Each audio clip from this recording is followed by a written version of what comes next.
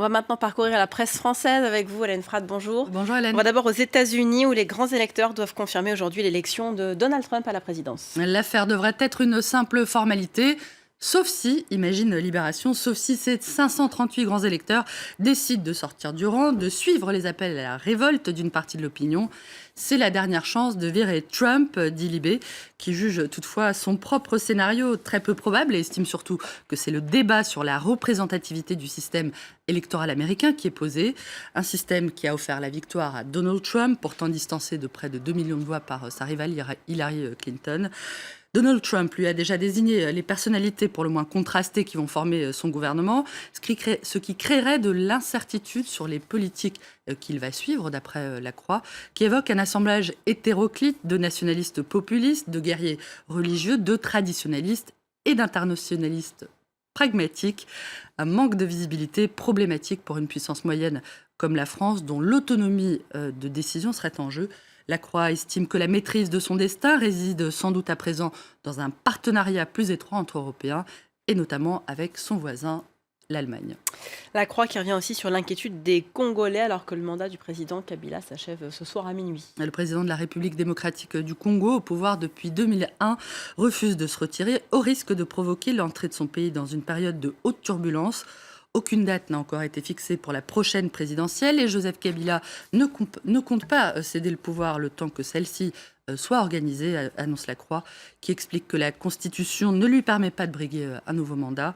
Le risque d'affrontement entre le régime et l'opposition est majeur, selon un diplomate cité par le journal, qui rappelle que près de 90% des Congolais vivent sous le seuil de pauvreté, alors que le pays possède un sous-sol d'une énorme richesse, et que le dernier scandale qui touche le président congolais, les révélations la semaine dernière sur l'enrichissement de sa famille, établit que sa femme, ses 2 enfants et 8 de ses frères et sœurs contrôlent plus de 120 permis d'extraction d'or, de diamants, de cuivre, de cobalt et d'autres minerais.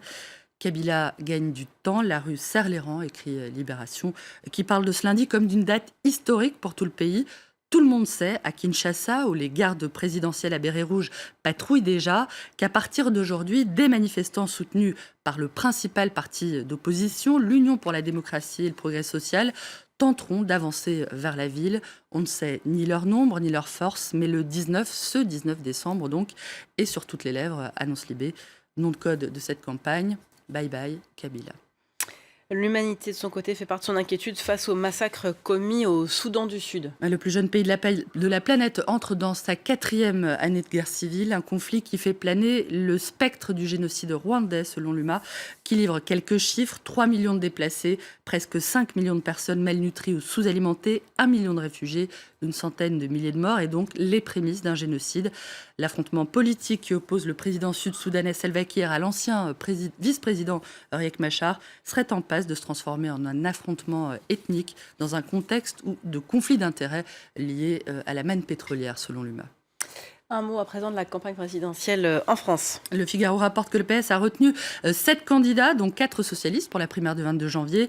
Des candidats fébriles, selon le journal, qui racontent comment la promesse d'une défaite de la gauche jette la confusion sur l'objectif réel de cette primaire, qui aura pris des allures de congrès socialiste avant l'heure. La gauche et le centre qui auraient choisi de cibler en priorité François Fillon, selon les Échos, qui reviennent sur le prochain dossier chaud du candidat, la suppression de quelques 500 000 emplois publics. À la croisée de ces rubriques politique et justice, Libération rappelle, on l'a dit à l'instant, que la décision de la Cour de justice de la République sur la responsabilité de Christine Lagarde dans l'affaire de l'arbitrage privé de Bernard Tapie est attendue aujourd'hui.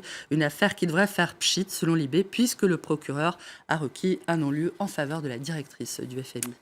On termine avec toute autre chose, un conseil pratique du Parisien pour bien fêter Noël. Mesdames et messieurs, planquez vos enfants, du moins ceux qui croient encore au Père Noël.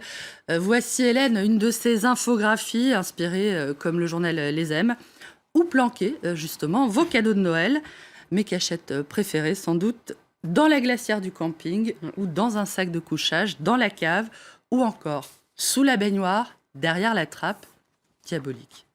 Voilà pour cette revue de presse. Merci beaucoup Hélène. Restez